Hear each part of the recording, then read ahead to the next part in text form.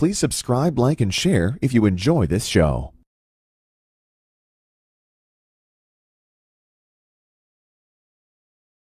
Website www.thesecretteachings.info. Please go to the website, check out our full show archive, completely free to access for everybody. You do not have to sign up or do anything. You click the link, you find the show, the guest, the topic, and you can download it or stream it for free. You'll also find a top news tab with our current events. You'll find my books on the website as well as links to Amazon.com. And you'll find a guest tab with past and current and future guests. Tonight, our guest, James McCanney, his website is linked up at thesecretteachings.info. He's got a pretty lengthy bio, and I couldn't really pick out of it what I thought was the most important, so I'll go ahead and bring the audio for James up here. And welcome to the show, and I'll let you tell the listeners a little bit about yourself. Thank you, Ryan. First of all, how's the sound? Is it good? It came in a little hot, but it is good now. Well, my background, I have a master's degree in physics, solid state nuclear physics from Tulane University in 1975. Before that, my bachelor's degree I got from St. Mary's College, which is now St. Mary's University in Winona, Minnesota. And I had a double major in physics and mathematics, but I had the opportunities to get a PhD in physics, and I just turned them down. I didn't want to be buttonholed into a specialty, and so I took off after my master's degree, and I went back to Latin America where I'd been previously, and just traveled and got to understand some of the ins and outs of archaeology. I kept my personal research was in the area of celestial mechanics, which is the study of the movement of the stars and planets, gravity, and I started including electric and magnetic fields in my calculations in my studies. And in 1979, I ended up at a place called Cornell University as a faculty member. And at that time, the Voyager spacecraft, the Pioneer spacecraft, many planetary probes were bringing back information from other planets. And I was able to use the data from those spacecraft to verify my studies regarding the electromagnetic nature of the solar system. So that started my lifelong study. It led into my work with weather, the electrical conditions in the solar system which drive our weather, and many other studies. My most recent study was actually just a surprise. I was in Peru traveling, and I have an invention called the wing generator, which is a very efficient system for extracting energy from wind. And I was in Peru scoping out the market for this because we're commercializing the first model, which is the 12-meter. We call it the Pegasus. And I was scoping out Peru for the market, and I happened upon something called the Nazca Plains. And I had seen them before in pictures, never really paid much attention to them. But while I was on the site, I, in fact, was on some of the mounds overlooking the plains, and I realized that these were atmospheric electricity collection points driving out into these figures that were out in the Nazca Plains. And so that's my current release that came out December 31st, this past December 31st. It is entitled Nazca Palpa Lines, The Mystery Solved, Ancient Interferometer Fractal Antenna Complex. So what I discovered is that these lines that nobody could figure out what they were or why we don't really know who made them, probably 5, 10, 15,000 years ago or possibly before, why they made these. And what I discovered is these were antennas, an extremely complex antenna system, and their sole purpose was to signal other star systems using atmospheric electricity as the power source, because this antenna grid array covers about 350 square kilometers of terrain on the Palpa Plains, on the Pampas of west central Peru. So this is a signaling mechanism for signaling to and possibly receiving signals from other star systems. So this is a major, major archaeological discovery. But anyway, there's many, many other aspects to my background, things that I study. But anyway, I'll stop there. And on my webpage, which you said there's a link to my webpage, the people can check that out. My webpage has about 6 gigabytes of information on it. So get a big cup of coffee when you go there and plan to spend a little bit of time. Well, I spent some time today looking through your Nazca lines, the work that you did, the document that you sent me, and I honestly didn't have time to go through the entire document, but I was looking at some of the images and I was skimming through some of the information, and I do have other lines, other questions about some of the lines in your bio as well. But let me go ahead and ask you this. This is the first thing that came to my mind. In terms of this being what you call an interferometer fractal antenna complex, what exactly was the motivation, in your opinion, and maybe you know this, maybe it's in the document, I didn't catch it, for constructing these lines into the shapes of spiders or into the shapes of birds or monkeys? What does that have to do with the antenna aspect of this?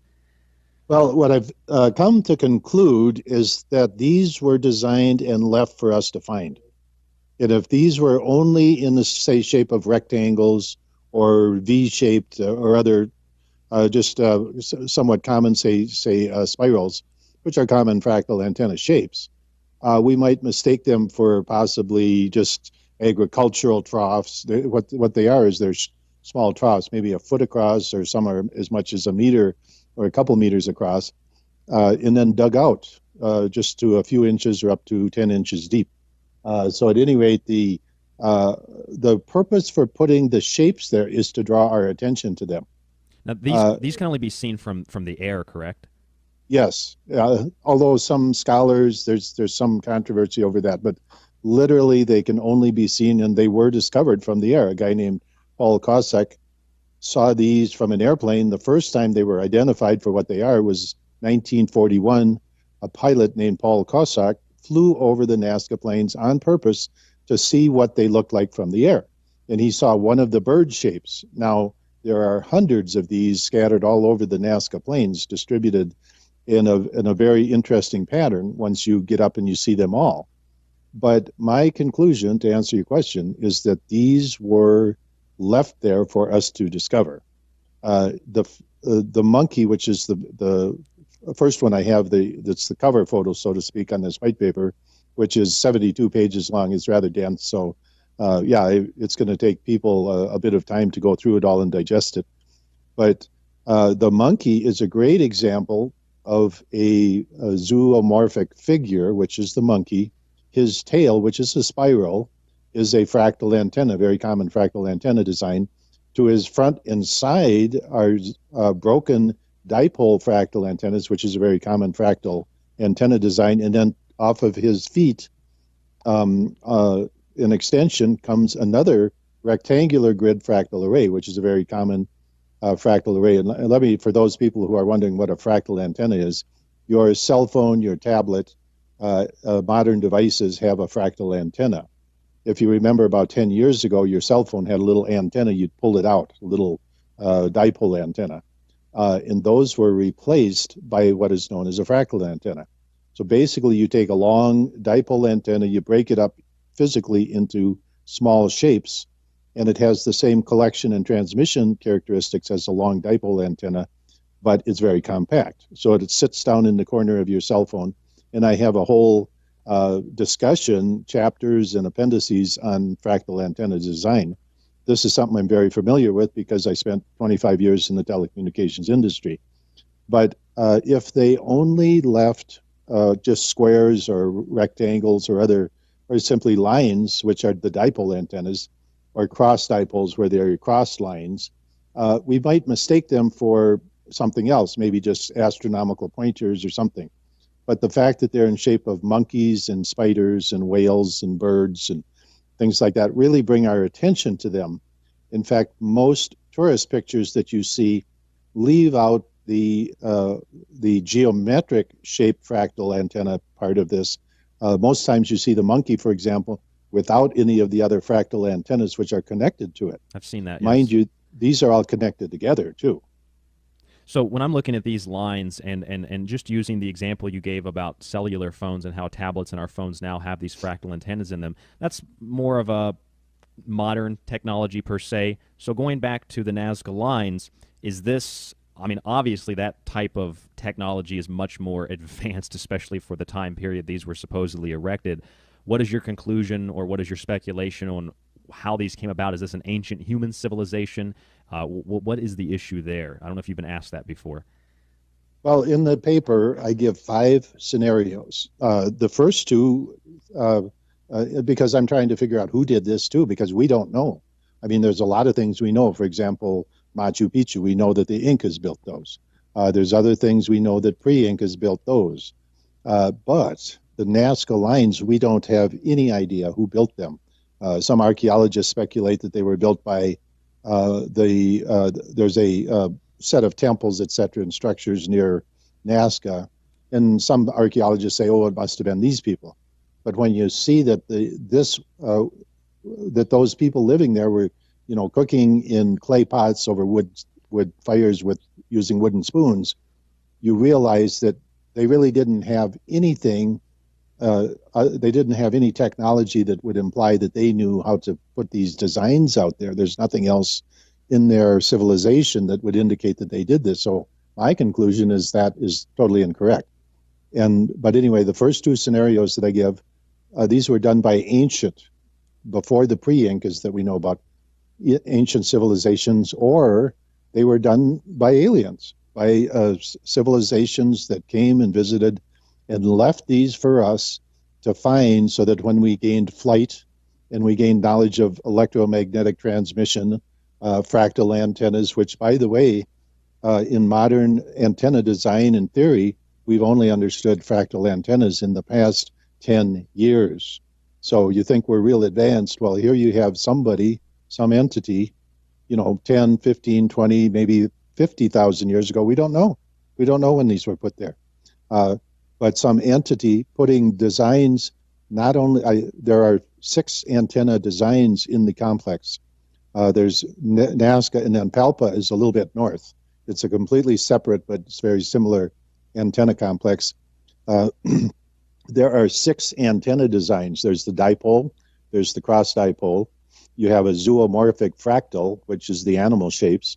Then you have geometric fractals. Then you have a hybrid, zoomorphic and geometric hybrids. Then they're connected together into interferometers.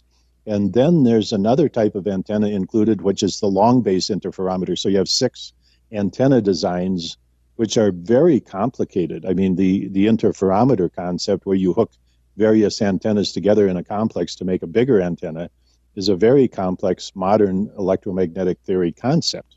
So whoever did this, let me tell you, knew a lot about antenna design and transmission.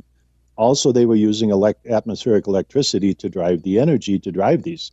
If someone today said, let's plug the local power grid in and power this, you couldn't do it.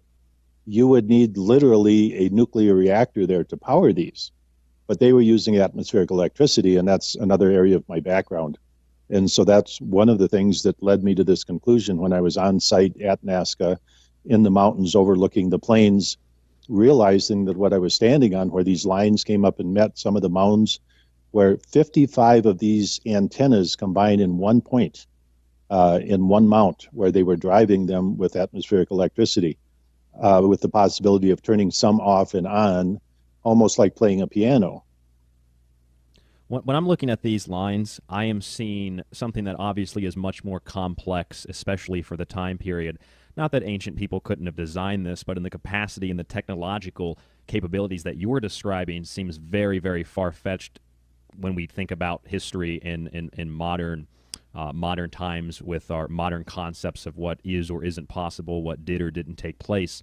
I don't know if you've seen these before, but there's a set of glyphs or geoglyphs in Kazakhstan, and I don't know if this supports or it parallels your theory of Nazca, but when I look at the Nazca lines, they are obviously very complex just in and of themselves, the shapes, the designs. But then there's a set of glyphs, I think there's 50 or more of them. They're relatively smaller, but they are actually, some of them are in a boxed shape or in an X shape or in a cross shape. They're in Kazakhstan, and they just seem less complex. They seem less relevant compared to Nazca, and they don't seem as complete. They don't seem as I guess unique as the Nazca lines are. They're not necessarily designed in a specific way to convey a specific image. They're just sort of geometric shapes. So I don't know, have you seen those, and do you have any thoughts on that in terms of the Nazca complex compared to other complexes around the world in terms of the complexity of Nazca? In the paper, I give two examples. One is in Ethiopia, and another one, the one in Ethiopia, is associated, interestingly enough, with dams and water, which, by the way, Nazca is also. There's water associated with these. But in Ethiopia, there's a series of lines and spirals. And in South Africa, there's a place known as the Black Spirals. And they are the same exact same type of structure where they removed the rock, lined them along these paths, and then dug them out. And in Africa, I also have pictures in the paper. If you go down far enough, there's some pictures in the paper of the black spirals in South Africa. And also there's a reference to, I'm sorry, I don't think I have pictures in the paper. I have a reference to where you can, there's an extensive video that shows them.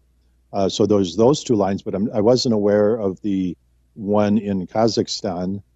Since writing the paper, a man who was a pilot that flew in Vietnam sent me pictures of a similar set of arrays, not as complex, but they're lines, etc., that are very ancient in Vietnam. And there's another set in Australia. And the interesting thing is you can see that there's erosion, water erosion that has destroyed part of the ones in Australia out in a very dry area there, showing that they're very old. In other words, the erosion would have taken place over a very long period of time. So it appears that there's a worldwide phenomenon here, and I suspect that as time goes on, we're going to find more and more people are going to go, hey, look at this over here. This is one too. Yeah, but there's nothing that I've seen that even rivals Nazca. Nazca is a complex, like I say, it covers 350 square kilometers, and when you look in terms of antenna design, if I took 100 of the top antenna design experts in the world today, and we sat down in a room, it would probably take us years with computer modeling and EMF modeling to even get a grasp on what these antennas were capable of doing. You have to understand, when you have an antenna, it has what you call a lobe pattern. And that lobe pattern is the pattern of signaling, and they get very complex once you start combining antennas. The bigger and more complex the antenna, many times the narrower the beam. In other words, the beam becomes very narrow, and so all of your energy is directed in one very narrow beam, almost like a laser. And so that's what we're seeing here at Nazca. So these were being directed, various combinations were being directed at different star systems. And this is extremely complicated antenna design. And like I say, the fractal antennas, we've only come to understand in the last 10 years and use them in like your cell phone, etc. But this is an array that dwarfs anything that man has built for modern radio astronomy. That's another area of my expertise, is radio astronomy. In the paper, I compare it to the Very Large Array, which is in Socorro, New Mexico, 27 very large radio antennas that are coupled together in an interferometer. And then also the Arecibo large-scale radio antenna, which is used for astronomy in Arecibo, Puerto Rico. So I compare it to these two in the paper, and the Nazca complex dwarfs anything we have built as modern man. It's pretty incredible. I'm actually looking at the black spirals. It is in your paper, the black spirals of South Oh, I did Africa. include a picture of those. Okay. Yeah, it's in. I think it's around page 44. I've never seen those before. Those are just incredible. Just the way that they were designed, and they look relatively perfect in terms of how the circles are drawn out, almost in a labyrinth. A spiral, a symbol, represents the galaxy, the universe. That's pretty incredible in and of itself. As you were saying, though, Nazca is much more complex. Technologically and in terms of being able to design these, and the fact that they really are only visible from the air. I mean, it just really opens up a wide array of questions that I have, and that I think a lot of people have had for a long time. Some people might even be scared to ask those questions because they're afraid of what the answers might be. Luckily, there are people like you, James, who can just sort of come at this from a very unbiased point of view, it seems, and you can provide a series of options as the possible reasons for why this was constructed, a series of different theories for why or how the universe works that are contrary to mainline science. And I know that reading your bio, you probably got a lot of negative feedback from other people in your field. Maybe we can talk a little bit more about that, and of course Nazca when we come back. And I would like to get into the so-called electric universe. We're talking to James McCanney, his website, jmccanneyscience.com. It's linked up at thesecretteachings.info. That's www.thesecretteachings.info. Nazca lines and much more. I'm Ryan Gable, our guest, James McCanney. Again, jmccanneyscience.com. We are considering the fact, as James was saying, we are just now beginning to utilize this same type of technology today. Personally, I believe it's not something that's been invented, but reinvented. I'm not sure what you think about that, James, but do you think that a lot of our technology today is something that's been reinvented or something we're just now discovering? And also, if you can include in that, the types of reactions that you get out of your colleagues when you bring a theory like this to the table, how many people just outright, out of complete ignorance, deny it and reject it because they've been trained to perceive a new type of, or a different type of reality, if you will? Well, this particular one, I wasn't quite sure what the reaction would be, but has been amazingly positive. And and I have people who are engineers who are friends and colleagues, and they don't have any reason to say things, good things about me. Just we talk back and forth. But the reaction I've gotten from literally everybody is that this is a super. It's right on. That it's a very accurate description of what's going on there. What's happened is this has been something that's been ignored because let's look at a little history of the Nazca lines. In the 1950s, Scientific America sent some scientists out there to do the so-called scientific discovery, and they spent about a week there. And they went out into the Nazca area and they tried to duplicate making some of these lines. So they picked rocks up and they moved them out and they dug a little trench and they said, this is a couple afternoon work for a tribe of indigenous people who just like to draw pretty pictures in the sand. So that has been the scientific conclusions since the 1950s. Basically poo-pooing it, not realizing that and of course back then antenna design was hardly even well known. It was very primitive back in the 1950s. So they didn't even know what they were looking at. But the academic attitude towards the Nazca lines is, they might have some fanciful relationship to religion or mythology or other. They thought that they were prayer lines where people walked around. The thing about the lines is that they were continuous.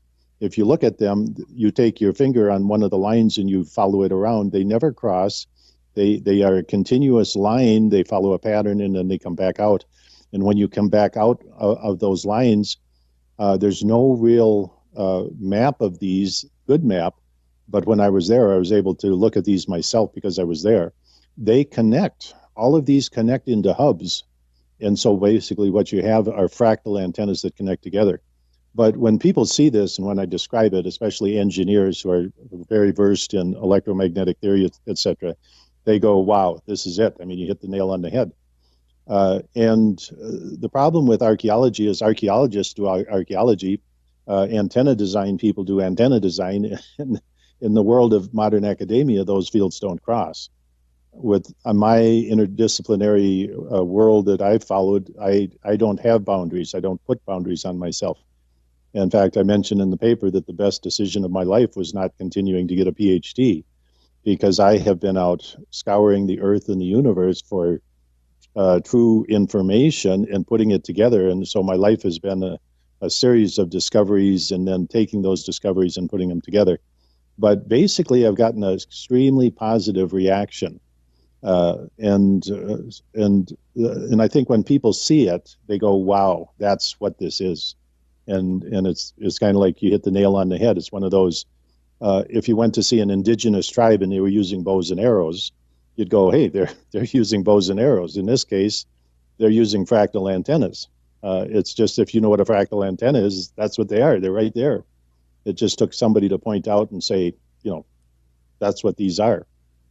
I think a lot of people know your name, James, because of your theory and the concept behind the electric universe. What exactly is that? I've read about it before. You are essentially the founder of that theory, per se?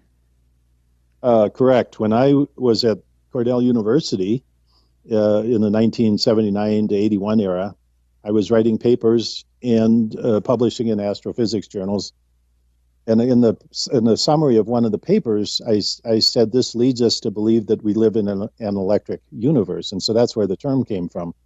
And it's been copied by a lot of people because it's like one of those things that's catchy. It sticks in your mind. You know, it's a single term that kind of encompasses everything. But basically, standard astrophysics theory, astronomy, modern astronomy, or space science believes that the universe is run by gravity. And what I discovered is that electricity plays a role. It's very subtle. It's just not all over. And unfortunately, there have been some people who really don't understand electromagnetism and how these things work that make all kinds of wild claims, like the planets fly around and all kinds of just crazy wild claims. And so unfortunately, it's been very much distorted by people that don't understand physics, basically. But yeah, I started this concept, and here's what it comes down to. Electric things in outer space, let's say a space charge, or an object that's charged, would not last very long because there's a lot of free charge in space. And what happens is they become shielded. In other words, if you had a positive charge sitting somewhere out there in the middle of nowhere in outer space, negative charge would quickly rush to it, neutralize it very fast. So you need a source of electrical energy, which is separating charge constantly. And what I discovered was it was the fusion process.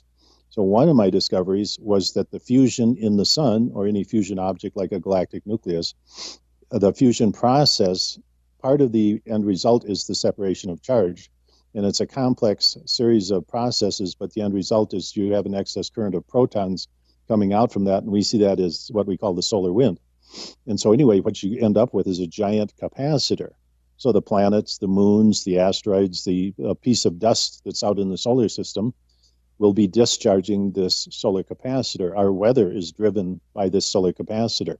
So literally, we live in an electric universe, and the galaxies, etc., are doing the same thing. So when the galaxies push this positive charge out, there's a return current that comes down the arms of the galaxy. And I did a paper, actually in 1982, that was the start of this concept. I call it electric rivers to the stars. I have two electromagnetic propulsion systems that are used for space travel. One is a passive device, one is an active device with a nuclear power plant on board, which creates magnetic fields and pushes against magnetic fields. The other one is passive, but what I've discovered is the way that people travel between the star systems. In what was it, 2003, I gave a talk at a conference called the UFO Congress. It was in Laughlin, Nevada, about 1,200 people attending. And there was a contingency of about 50 high-level scientists there who came to listen to me talk. In the name of that talk, which you can see in one of my videos, is Electric Highways to the Stars. And so I talk about this whole scenario of traveling between the planets and stars using electric fields. But basically, the electric universe refers to the fact that we live in very electrified conditions in the solar system, in the galaxy. And our weather, for example, one of my books is, my longest book is called the Principia Meteorologia, the Physics of Sun-Earth Weather, which is kind of a mouthful. I call it the weather book.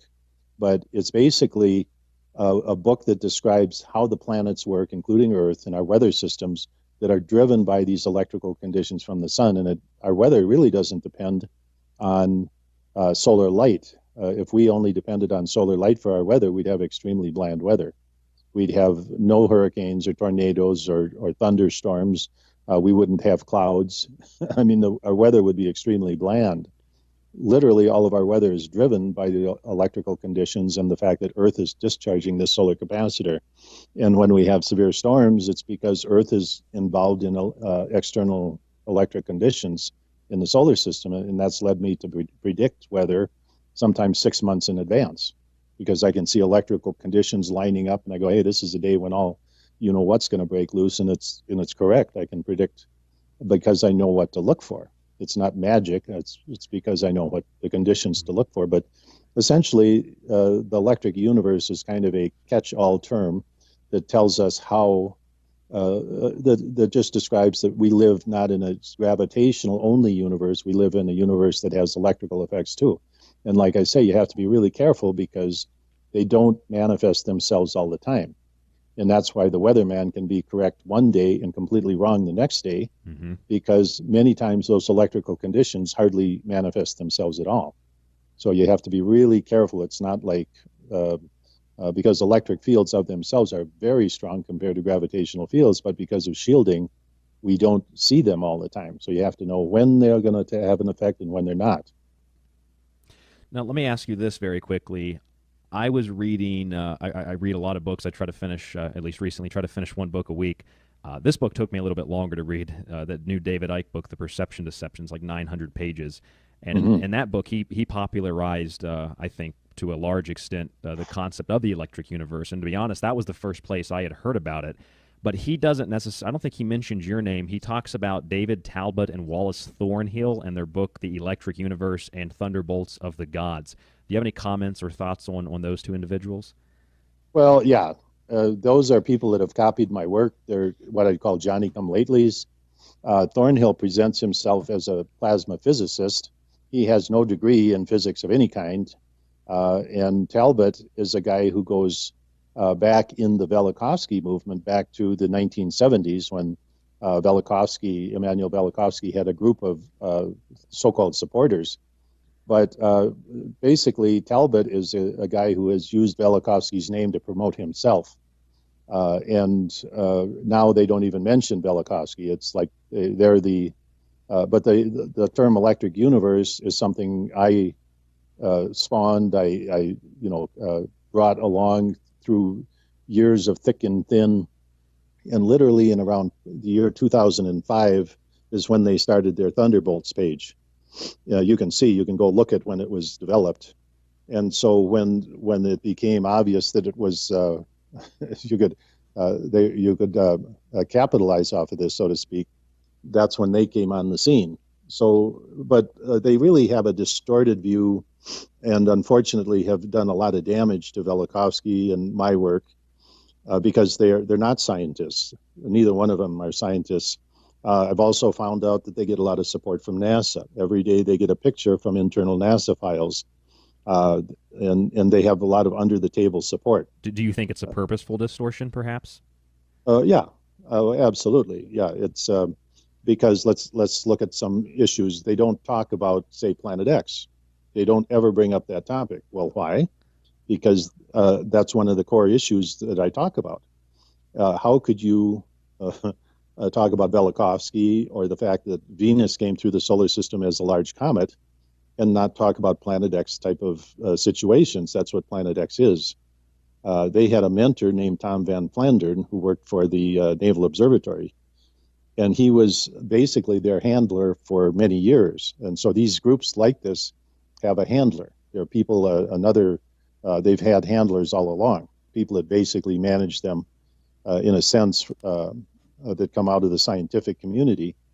But Van Flandern was very emphatic that there was no such thing as Planet X, even though Van Flandern's own studies, he was on a team in the Naval Observatory under a contract from NASA to search for Planet X. And so on the one hand, you have the officialdom statement that there is no Planet X, and there's a lot of people out in the officialdom world, outreach people, etc., who poo-poo this idea that there's such a thing as Planet X. And what I say is that there are many Planet X objects. There's not one Planet X. There are some references in ancient history to Nibiru and Wormwood and terms like that. But it's very confusing as to what object it is. And so we've collectively applied that term to believing it's one object when in fact it might be a series of multiple different forms of objects.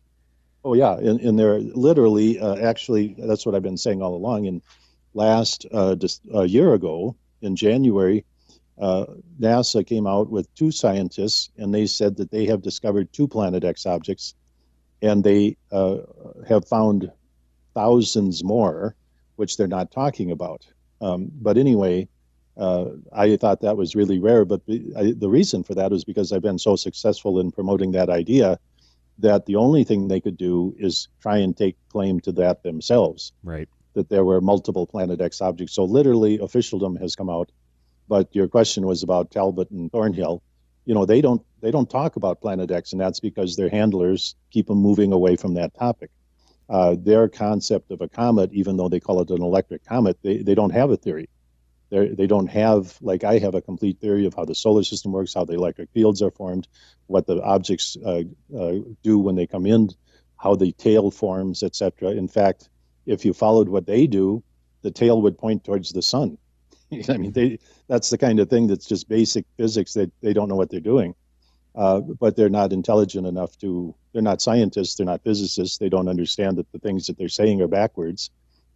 But anyway, it's a distortion, and it's a very intentional distortion. And a lot of times, what I call the disinformation crew pick up people like that as front people, and they support them.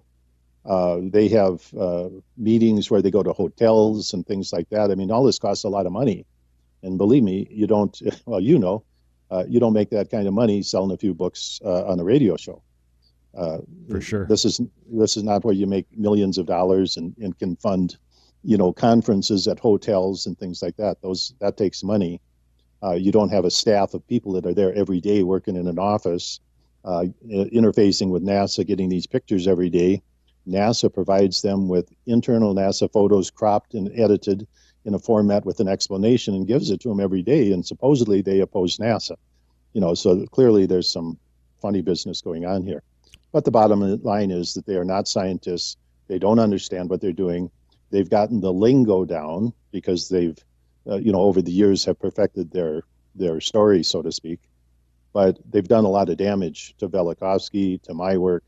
And people read that and it sounds good on the surface, but really it's a distortion because they go down the path a little ways and then they take a 90-degree left turn away from the real issues. And of course, the more people that read that, or they read other authors who bring that to the table, they read that and then maybe they use it to promote their work, and then it sort of creates a chain reaction of disinformation, and that I think is the core essence of the reason that the disinformation is put out there in the first place. It creates a chain reaction that eventually expands, especially in the alternative communities, and then people get behind these movements, get behind these ideas, and a lot of times, especially in radio, you find people that hold on to these what we call alternative ideas or alternative theories just as staunchly as the same types of people who have tried to have you removed or have succeeded in having you removed from certain universities because of your alternative, if you will, theories on the universe, or in the case of comets, as I read in your biography. So it really creates a whole new controlled paradigm that's just as distorted and just as backwards as the mainline paradigm. Exactly. And the other thing it does, if you look at the dialogue that goes on the internet when people are arguing against the electric universe, they never mention my name. They talk about Talbot and Thornhill and the various things, and pitting them up against real scientists, they look foolish, and they really do, because they don't know what they're talking about, because they don't have theories. They talk the talk. They have a talky talk type of thing, but they really aren't scientists. So a lot of the stuff they do is really stupid and backwards and not scientific. So they're very easy targets. So that then you can put this electric universe thing up, blow it out of the water, and then you don't have to think about it. But nobody ever mentions my name because, for example, I debated Dr. David Morrison on Coast to Coast with George Norrie as the host. I got invited because they wanted basically someone to. David Morrison was Carl Sagan's student. And so David Morrison is one of the very top people at NASA. I debated David Morrison on the Coast to Coast show and won the debate, defending the concept of electric universe and the idea of Velikovsky, etc.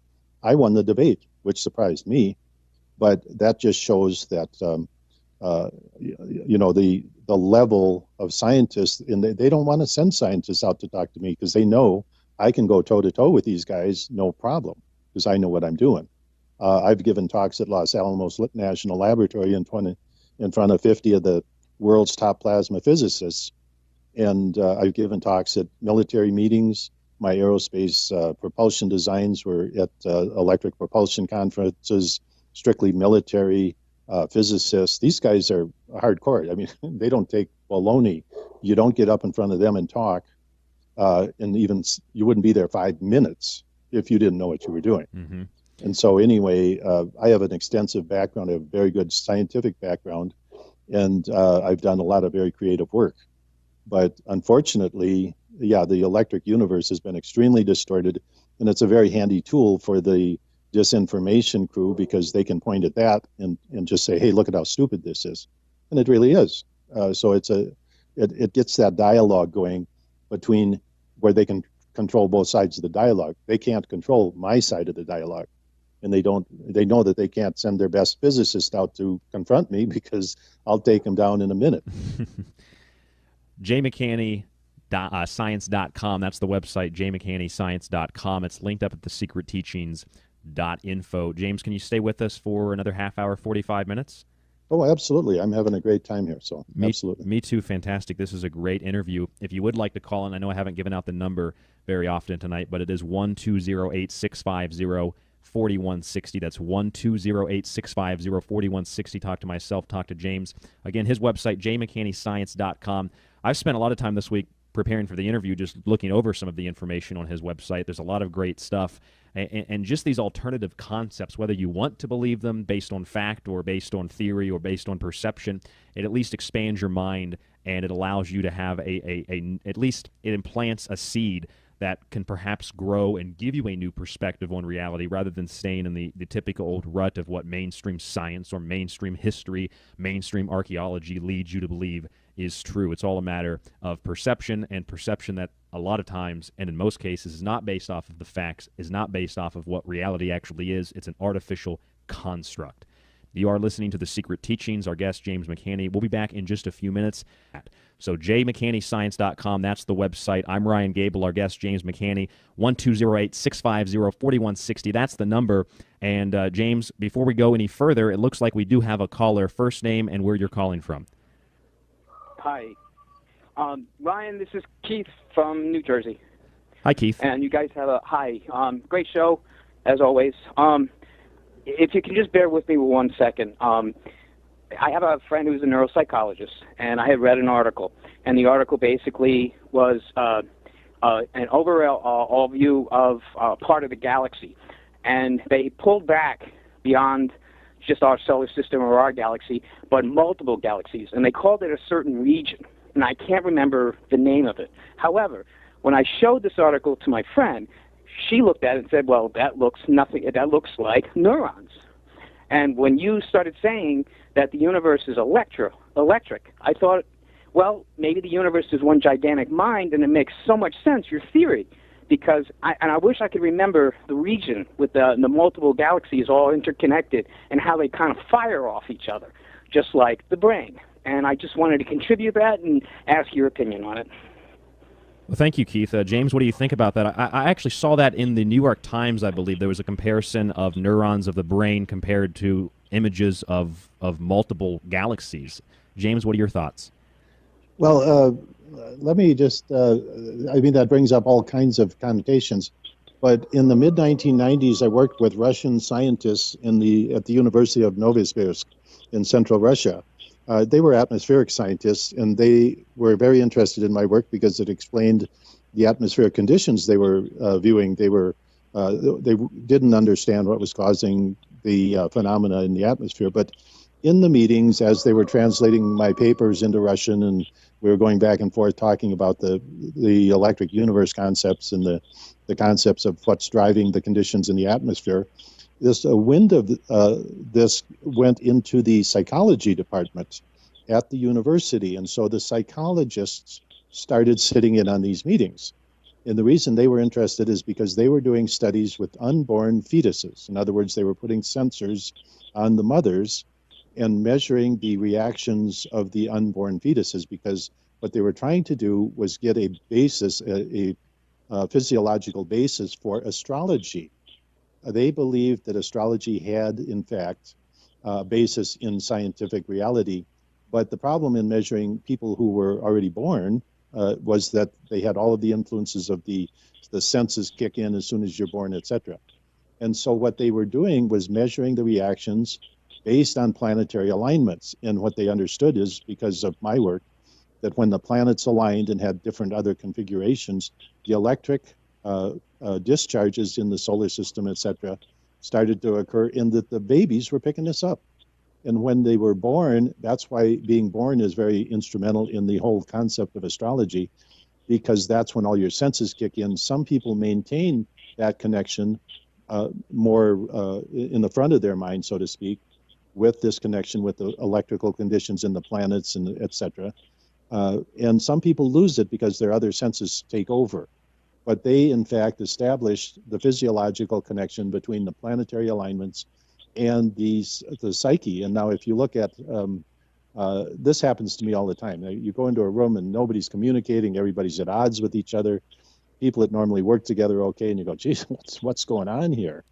And I used to have a friend, he passed away unfortunately, but he had a friend who was studied astrology. And he'd call up his friend and he'd come back and he'd say, Jim, he said, Mercury's in retrograde on the 12th or something. He'd give me a date. He said, hey, everything will clear up. You know, I'd go into that same room on the 12th. Everybody was having a good time, slapping each other on the back. Everybody was happy. And I'm going, wow, this is real. There is a real connection, and it's electrical. And so the concept that, in fact, we, the Schumann resonance with Earth, we are connected electrically with this planet. In fact, if a lot of people cure ailments by walking in the dew in the morning, because what that does with your bare feet, I mean, you go out and walk in the grass with the dew on the grass, and it connects you electrically to the earth, and it cures it. It gets your body back in tune. And so, we are very connected. Our body is an antenna. If you look at the Nazca complex, for example, part of this antenna complex working is based on water. And so our bodies are like, 98% water or something. But we are very much an antenna, our neurons, etc. And we're very connected to the earth. We're very connected to the vertical electric field which we live in. And we're very connected to the solar system and the planets. So I hope that that's just kind of a wandering discussion here on that topic. Keith, I'll have to let you go in a second, but if you want to go ahead and comment, and then if you have another question, go ahead. I do. I just when you two things. One is when you say antenna, it's also I'm assuming it's both ascending and receiving. Absolutely. Okay. The other thing is, would you what the auric field itself, is that something electrical in your mind? And thank you, and I'll hang up. And which field, Keith? Keith, which field? You said the field, and the auric field around the energetic field around the body. There's an auric field that. Okay. Thank you. Yeah, I didn't hear it on the air here, so now thank you. I'll hang up, and thanks so much, both of you guys, for your time, though, and you guys are absolutely fascinating. Thanks. Thank you, Keith. Bye-bye. All right, bye. All right, go ahead, James. When I was 50, my 50th birthday present, not to date myself, but that was a while ago, I gave myself a present, and I wanted to learn about health. So I didn't want to go into the medical field, so I went to massage therapy school for 2 years, a night school. And so I got a degree in massage therapy, and I've never really practiced as a professional. I did a little bit as part of the schooling, et cetera, but I wanted to learn about health. But in this, we had classes in auras, and we went in a dark room, and we read each other's auras, and I'm like, holy cow. And here I am studying the electric universe and all of this other stuff. And, this was prior to working with the Russian scientists. But, understanding that the body, and it's like an antenna pattern. If you understand, like I was talking about lobes of an antenna, the lobes are the signal pattern. So if you're in the middle of a lobe, you have a much stronger signal than a person that's off on the side lobes, for example. And there's some 0 points where if you're there, you don't get any signal from the antenna, even though you might be close to the antenna. So, but your body is very similar, and coming out right out of the middle of your stomach is the main focus of your aura. And other people have different auras. Apparently my hands are, a guy told me one time, he said, I have very healing hands. And he took his hand and he put it up to mine, and I could feel this force. I mean, he was pushing hard, and he could not get his hand up to my hand the way he was cupping his hand. And he said, you have a very strong amount of force in your hands. And he called them healing hands. And I'm like, so there's all of this stuff. I think too many times modern medicine poo-poos this kind of thing. But there's very definitely a lot of things that I think we're just starting to understand, or starting to cross that boundary, because standard science, if you can't put a voltmeter on it, then it doesn't exist in terms of modern science. But that was one of the beautiful things about the Russians, psychologists, is they were literally measuring the reaction of the unborn fetuses, and then when they were born, the various reactions after they were born, etc. And they said, yeah, there's no doubt that we are connected to this electrical universe. Now, in terms of Keith's call, and I want to thank Keith because that was a very, very concise and very type of professional call, if you will, compared to how some people call in. So if you would like to call in, use Keith as an example, 1-208-650-4160. And Keith, if you would like, you don't have a copy of one of my books, send me an email at rdgable@yahoo.com, and I'll hook you up with the one that you would like. James, I would like to add to what Keith was saying in terms of antennas and the brain and the universe. What about the concept of DNA in a crystalline form also being a receiver transmitter of data, and how does that tie in with the electric universe and the electricity of the human body? Well, let's take a great example here. Recently, NASA sent a probe to the tail of a comet, Comet Tempel 1. And when they came back, they took the material that was gathering up the dust from the comet tail, and they found nucleotides, which are the basic building blocks of DNA and RNA. But a nucleotide is a very standard molecule. It's built up of nitrogen, hydrogen, oxygen, and carbon. So those four atoms, and they come together in various combinations, but they're very distinct combinations, and those are the building blocks of life, the nucleotides. But basically, the universe, my book called The Diamond Principle, I go into this discussion. If we found a diamond over here on Earth, and say you were the first guy to find a diamond in the ground, would you think this is the only diamond in the universe? Or would you look for more? And then you'd look for more, of course, and you'd find more. And then if you became aware of other star systems in the universe, you would have to come to the conclusion that over there on the other side of the universe, the diamond is the same. Diamonds are unique in that they have fractures, and each diamond is different. But the basic properties of the structure of the diamond is the same. And so anyway, the concept carries over to DNA. So the DNA in your left hand is the same as in your right hand, and it's the same as the plant out in the front lawn. And it's the same as the DNA across the universe. So the fact that we come out as a biped with two eyes and symmetrical bisymmetry, for example, it has to be duplicated in the rest of the universe. And so, we're living in a universe where we can expect to see abundance of life. And are they going to have oak trees on the other side of the universe? No, but they're going to have trees. They're going to have entities that are plants that are very efficient at gathering energy from a solar, like a fusion-based star.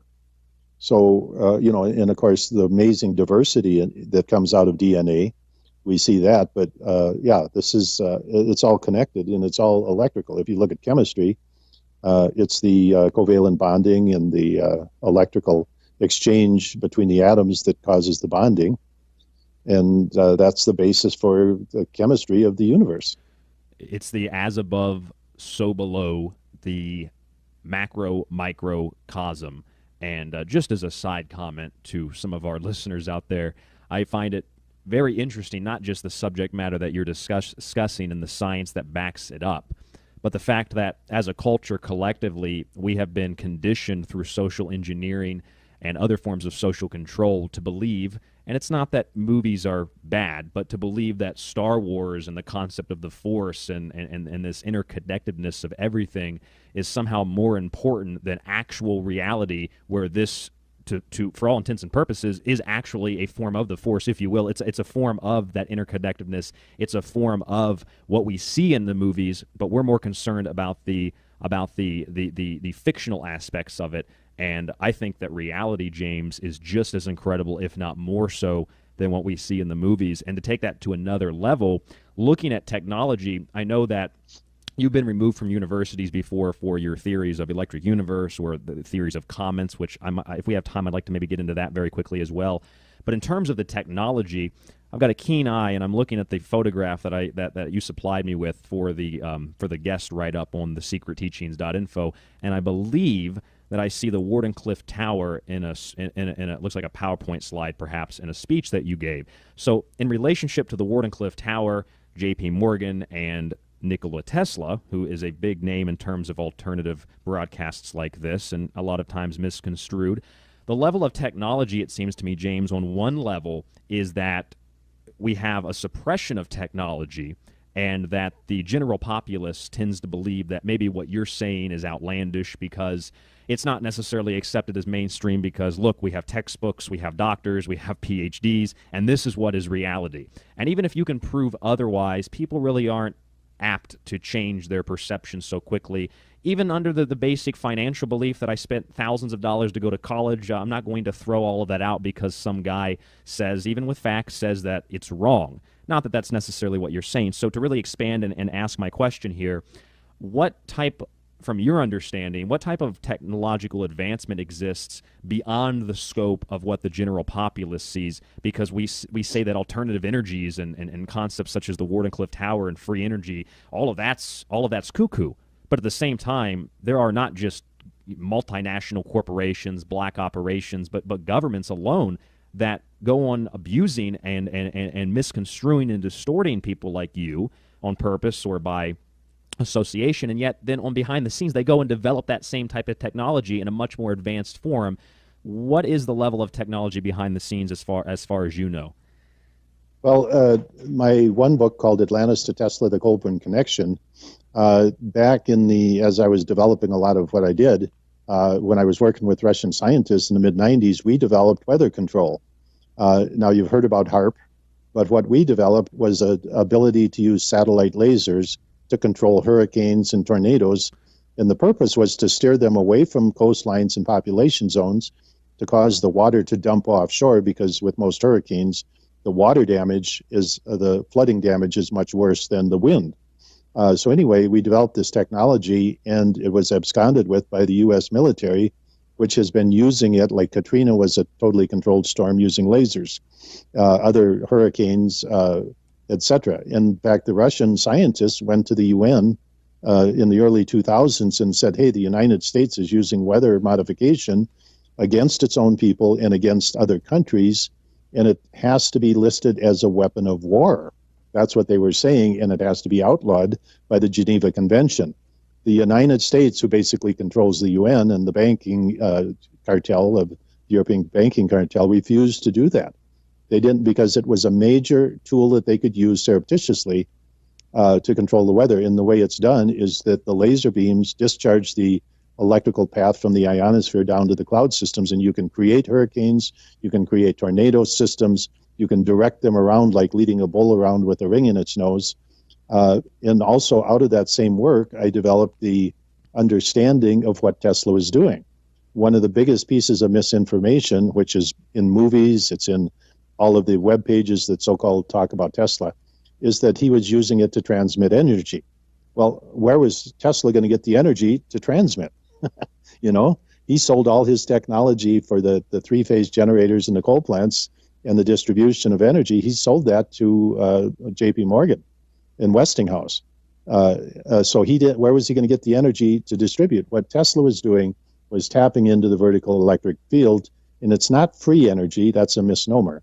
It was energy that came from a source. Although Tesla really didn't understand, he was not aware of where that energy was coming from. What my work did was rediscover what Tesla was doing and identified the physical source of energy that he was tapping into. And that's why J.P. Morgan tore down the towers out in Colorado and the Wardenclyffe Towers, because they realized what he was doing. He had tapped into a free source of energy, and they wanted to sell energy. You can't sell energy that comes out of an infinite source from beyond the planet because it's free. You know, coal and then eventually nuclear, the same disaster that we're dealing with now, Fukushima, of course, a mad, insane situation, or Chernobyl, is as a result of them demanding that we purchase energy, which is a great misnomer. So the real thing that Tesla was doing was gathering energy from the ionosphere, and he was distributing it actually underground. He wasn't distributing it through the air. That's a misnomer also. The experiments he did out in Colorado, were distributing that atmospheric electricity through the ground. He put, as far as 20 miles away, he could light light bulbs. And so he was transmitting through the ground the energy he gathered from atmospheric electricity. And so my work rediscovered that and also identified the energy source that he was using. But of course, it's not in the energy industry best interest to talk about that. So there's a movie, Sherlock Holmes, they have Tesla in there, and they talk about him transmitting energy. But if you look at, like I say, you pull back the first layer, where was he getting the energy to transmit? It's stupid. Tesla was gathering energy from the ionosphere, and that's why they kept him buttonholed. And when he finally died, they went in and confiscated all his work, and it's never seen the light of day since. All his real secret work on energy technology, etc. jmcannyscience.com, that's the website of our guest tonight. The website for The Secret Teachings is thesecretteachings.info. If you want to go to the website and check out James's work, if you don't go directly to his website, there's a link to the website from our website. You can also find our full... Let's start with the climate issue. Let's just look at it this way. As we go into nighttime, the Earth temperature drops about 20 degrees. When we talk about climate or long-term, a few degrees centigrade over a 20-year period increase in temperature or something, we drop about 10 to 20 degrees every night, depending on if you're in the wintertime or summertime, etc. If it's cloudy out, the temperature does not drop as much because the moisture in the air is a heat content sink. In other words, it holds more of the heat in the air. But the idea that you're driving your SUV up and down the road and that's causing climate change is absurd. Let's just look at this. When you're burning gasoline or diesel in your car, the amount of heat generated is 1 million times more than the so-called greenhouse effect that would, over a 20-year period, add a little bit of heat into the atmosphere. So what happens to all of that heat that's generated immediately from nuclear power plants, coal plants, 80% of which goes right up into the atmosphere every day? That's far more than the so-called long-term greenhouse effect. It's like hitting something with a giant mallet and then coming along with a little teeny copper hammer and tapping on something and saying the little teeny hammer does a lot more. It's so absurd, but this is the problem with a lot of the public today, is they don't understand science. And so they can take these concepts, whitewash the public starts repeating them. And as Lyndon Johnson once said, you repeat something a few times, people become interested. You repeat it enough time, it becomes the truth. And that's about what's going on. It does. It becomes a buzzword that people use. Yeah, and there doesn't have to be any scientific basis. And unfortunately, scientists themselves get their peanuts from the government, and 99.9% of all scientists make their living from, in some way, from government-funded science, so they have to march the march and talk the talk. But and that's where a lot of that has come from, unfortunately. But that's a whole topic. But just from some simple scientific examples, like the Earth dropping 20-degree temperature in the middle of the night, if the sun turned off one day, and this was your original question, the sun really controls our temperature. And to be real honest with you, we don't have anything like climate. Climate would be like over a 10,000 or a million year period where the Earth is stable. Our climate is controlled minute to minute by the output of the sun, both light energy over the entire electromagnetic spectrum and electrically. The El Nino effect in the Pacific Ocean is a joule heating from electricity coming down through the atmosphere. That's what it is. And it's not the cause of hurricanes or severe weather. It's one of the byproducts of the electric nature of our weather. So another big misnomer. Anyway, I could go on and on about that, but basically, our climate is controlled by the sun on a minute-to-minute basis. We don't have climate. There's no such thing as climate. We have instantaneous heat, and if the sun turned off right now, it'd be about 20 hours until we all went into the deep freeze. It would be about 48 hours till the atmosphere crystallized and fell out of the sky, and that would be the end of life as you know it. So Well, here's the thing to me, James. I'm 25 years old. I didn't go to conventional college. I've written 3 books. I've hosted this radio show for about 6 years, going on 7 years now. I've interviewed dozens and hundreds of people like yourself. I have no religious, no political affiliations, but I'm also not an anarchist or an atheist. I've got no place so someone can put me in a box and associate me with the positive or negative aspects of a particular viewpoint or a particular standpoint on a subject. So when I look at a situation like this, I'm also not a scientist. I did a little bit of physics in high school and a little bit when I was in technical school, but I never graduated with a degree or claimed to be a scientist or a physicist. But when I look at it from an unbiased point of view, I just find it absurd that kids nowadays are being literally programmed to believe that the sun has no effect on what happens here on Earth. I mean, I find that to just be laughable at best. Yeah, education is absurd. I say it in my white paper, and I say this in different venues.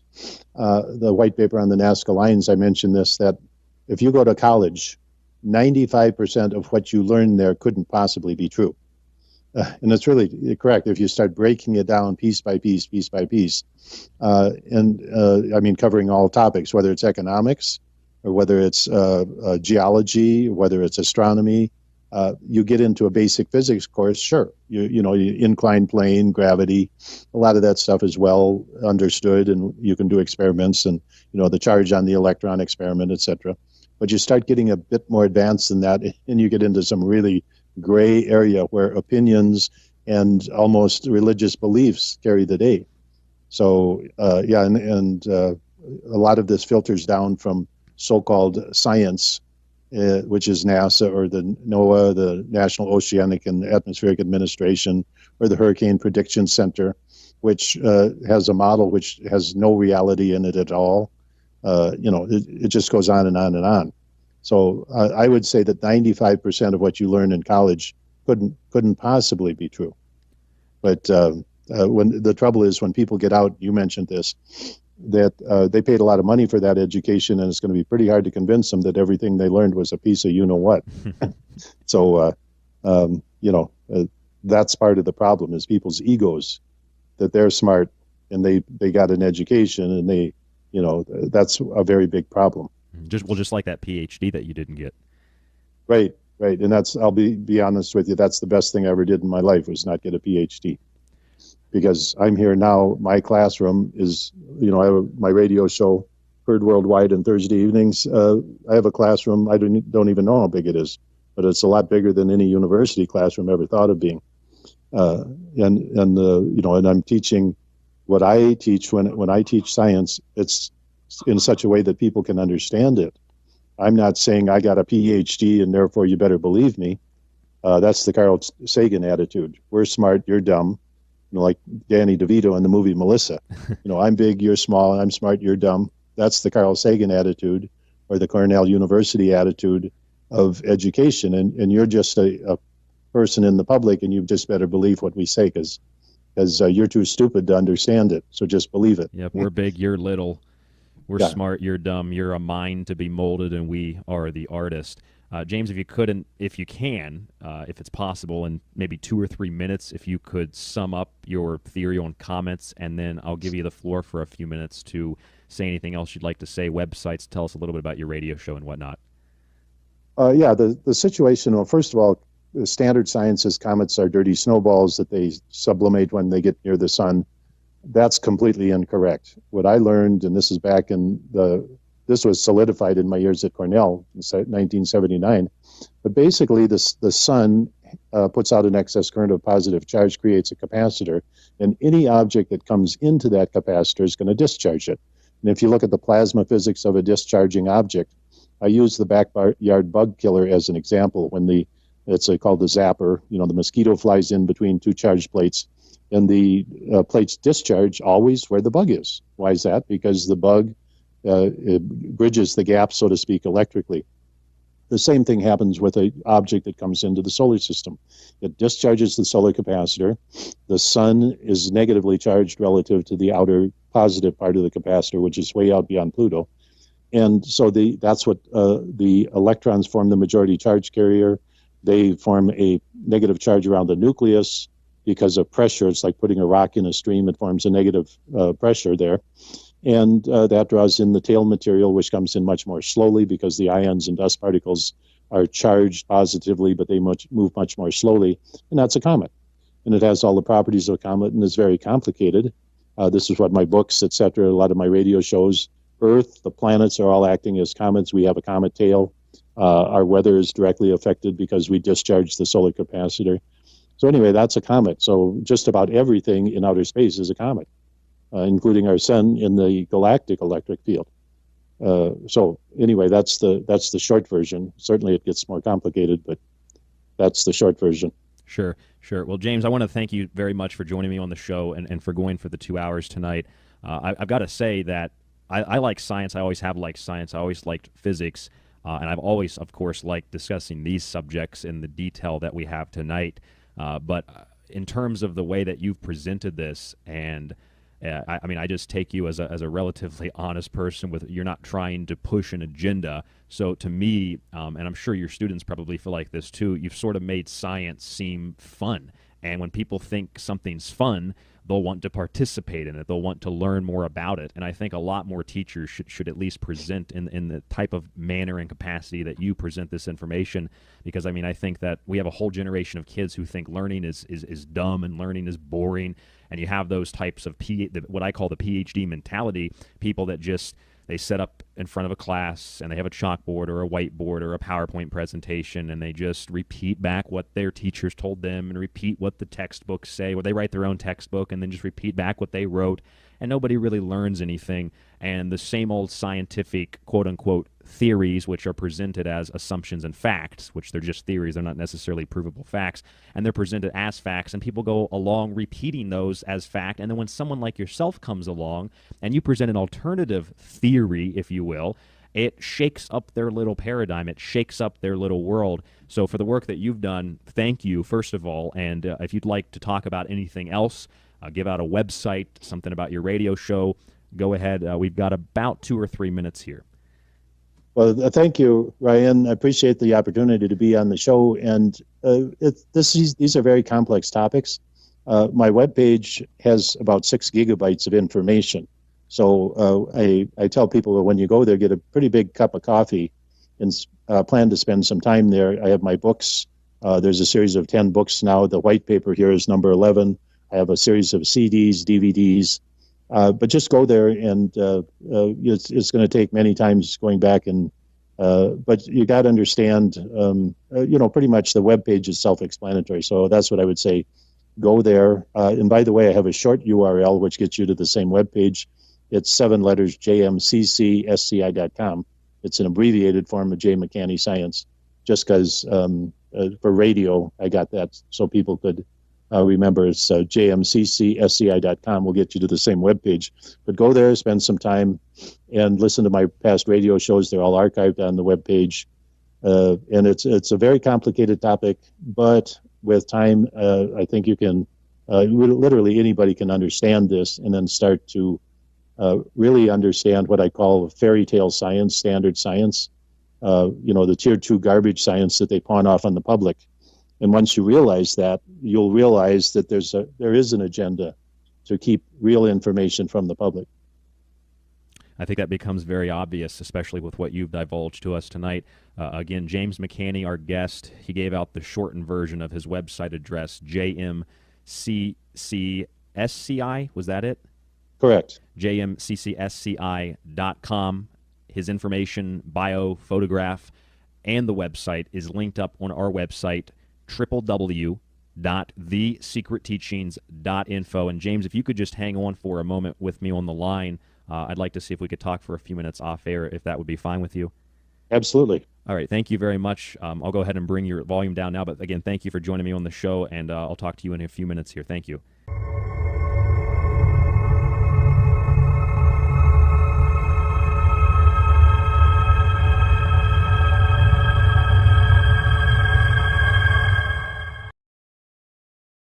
Welcome to Non-Human Entities YouTube channel. Please subscribe, like, and share if you enjoy this show.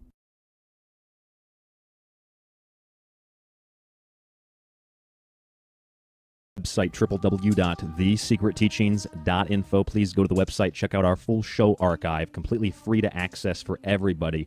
You do not have to sign up or do anything. You click the link, you find the show, the guest, the topic, and you can download it or stream it for free. You'll also find a top news tab with our current events. You'll find my books on the website as well as links to Amazon.com. And you'll find a guest tab with past and current and future guests. Tonight, our guest, James McCanney, his website is linked up at thesecretteachings.info. He's got a pretty lengthy bio, and I couldn't really pick out of it what I thought was the most important. So I'll go ahead and bring the audio for James up here. And welcome to the show, and I'll let you tell the listeners a little bit about yourself. Thank you, Ryan. First of all, how's the sound? Is it good? It came in a little hot, but it is good now. Yeah, well, my background, I have a master's degree in physics, solid state and nuclear physics from Tulane University in 1975. Before that, my bachelor's degree I got from St. Mary's College, which is now St. Mary's University in Winona, Minnesota. And I had a double major in physics and mathematics, but I had the opportunities to get a PhD in physics, and I just turned them down. I didn't want to be buttonholed into a specialty, and so I took off after my master's degree, and I went back to Latin America where I'd been previously, and just traveled and got to understand some of the ins and outs of archaeology. I kept my personal research was in the area of celestial mechanics, which is the study of the movement of the stars and planets, gravity, and I started including electric and magnetic fields in my calculations in my studies. And in 1979, I ended up at a place called Cornell University as a faculty member.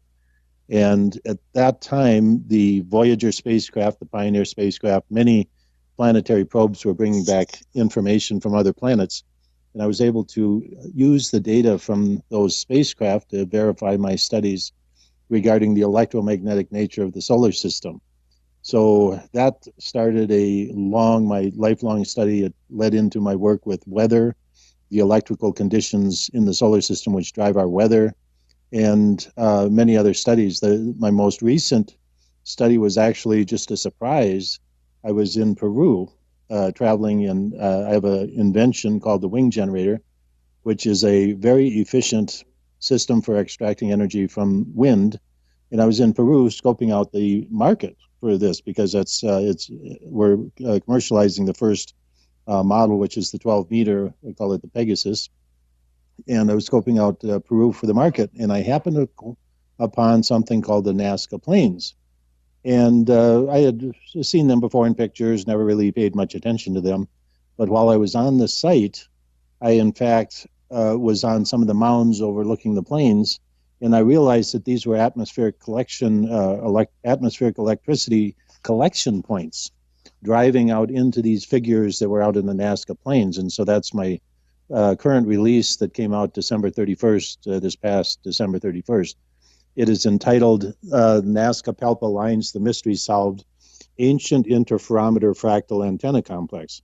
So what I discovered is that these lines that nobody could figure out what they were or why we don't really know who made them, probably 5, 10, 15,000 years ago or possibly before, why they made these. And what I discovered is these were antennas, an extremely complex antenna system, and their sole purpose was to signal other star systems using atmospheric electricity as the power source, because this antenna grid array covers about 350 square kilometers of terrain on the Palpa Plains, on the Pampas of west central Peru.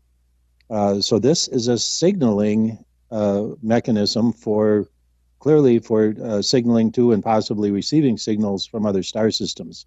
So this is a major, major archaeological discovery. But anyway, there's many, many other aspects to my background, things that I study. But anyway, I'll stop there. And on my webpage, which you said there's a link to my webpage, the people can check that out. My webpage has about 6 gigabytes of information on it. So get a big cup of coffee when you go there and plan to spend a little bit of time. Well, I spent some time today looking through your Nazca lines, the work that you did, the document that you sent me, and I honestly didn't have time to go through the entire document, but I was looking at some of the images and I was skimming through some of the information, and I do have other lines, other questions about some of the lines in your bio as well. But let me go ahead and ask you this. This is the first thing that came to my mind. In terms of this being what you call an interferometer fractal antenna complex, what exactly was the motivation, in your opinion, and maybe you know this, maybe it's in the document, I didn't catch it, for constructing these lines into the shapes of spiders or into the shapes of birds or monkeys? What does that have to do with the antenna aspect of this? Well, what I've come to conclude is that these were designed and left for us to find. And if these were only in the, say, shape of rectangles or V-shaped or other just somewhat common, say spirals, which are common fractal antenna shapes, we might mistake them for possibly just agricultural troughs. What they are is they're small troughs, maybe a foot across, or some are as much as a meter or a couple meters across, and then dug out just to a few inches or up to 10 inches deep. So at any rate, the purpose for putting the shapes there is to draw our attention to them. Now, these can only be seen from the air, correct? Yes, although some scholars, there's some controversy over that, but literally they can only be seen, and they were discovered from the air. A guy named Paul Kossak saw these from an airplane. The first time they were identified for what they are was 1941.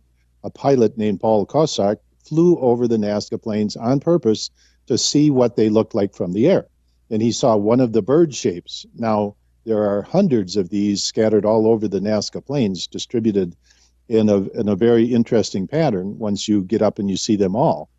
But my conclusion, to answer your question, is that these were left there for us to discover. The monkey, which is the first one I have, that's the cover photo, so to speak, on this white paper, which is 72 pages long, is rather dense. So it's going to take people a bit of time to go through it all and digest it.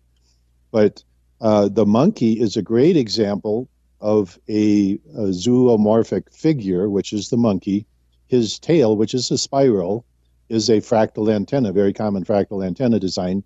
To his front and side are broken dipole fractal antennas, which is a very common fractal antenna design. And then off of his feet, an extension, comes another rectangular grid fractal array, which is a very common fractal array. And let me, for those people who are wondering what a fractal antenna is, your cell phone, your tablet, modern devices have a fractal antenna. If you remember, about 10 years ago, your cell phone had a little antenna, you'd pull it out, a little dipole antenna. And those were replaced by what is known as a fractal antenna. So basically, you take a long dipole antenna, you break it up physically into small shapes, and it has the same collection and transmission characteristics as a long dipole antenna, but it's very compact. So it sits down in the corner of your cell phone, and I have a whole discussion, chapters and appendices on fractal antenna design. This is something I'm very familiar with because I spent 25 years in the telecommunications industry. But if they only left just squares or rectangles or simply lines, which are the dipole antennas, or cross dipoles where they're cross lines, we might mistake them for something else, maybe just astronomical pointers or something. But the fact that they're in shape of monkeys and spiders and whales and birds and things like that really bring our attention to them. In fact, most tourist pictures that you see leave out the geometric shaped fractal antenna part of this. Most times you see the monkey, for example, without any of the other fractal antennas which are connected to it. I've seen that. Mind you, these are all connected together too. So when I'm looking at these lines and just using the example you gave about cellular phones and how tablets and our phones now have these fractal antennas in them, that's more of a modern technology per se. So going back to the Nazca lines, is this, I mean, obviously that type of technology is much more advanced, especially for the time period these were supposedly erected. What is your conclusion or what is your speculation on how these came about? Is this an ancient human civilization? What is the issue there? I don't know if you've been asked that before. Well, in the paper, I give 5 scenarios. The first two, because I'm trying to figure out who did this too, because we don't know. I mean, there's a lot of things we know. For example, Machu Picchu. We know that the Incas built those. There's other things we know that pre-Incas built those. But the Nazca lines, we don't have any idea who built them. Some archaeologists speculate that they were built by there's a set of temples, etc., and structures near Nazca. And some archaeologists say, oh, it must have been these people. But when you see that that those people living there were, cooking in clay pots over wood fires using wooden spoons, you realize that they really didn't have anything. They didn't have any technology that would imply that they knew how to put these designs out there. There's nothing else in their civilization that would indicate that they did this. So my conclusion is that is totally incorrect. But anyway, the first two scenarios that I give, these were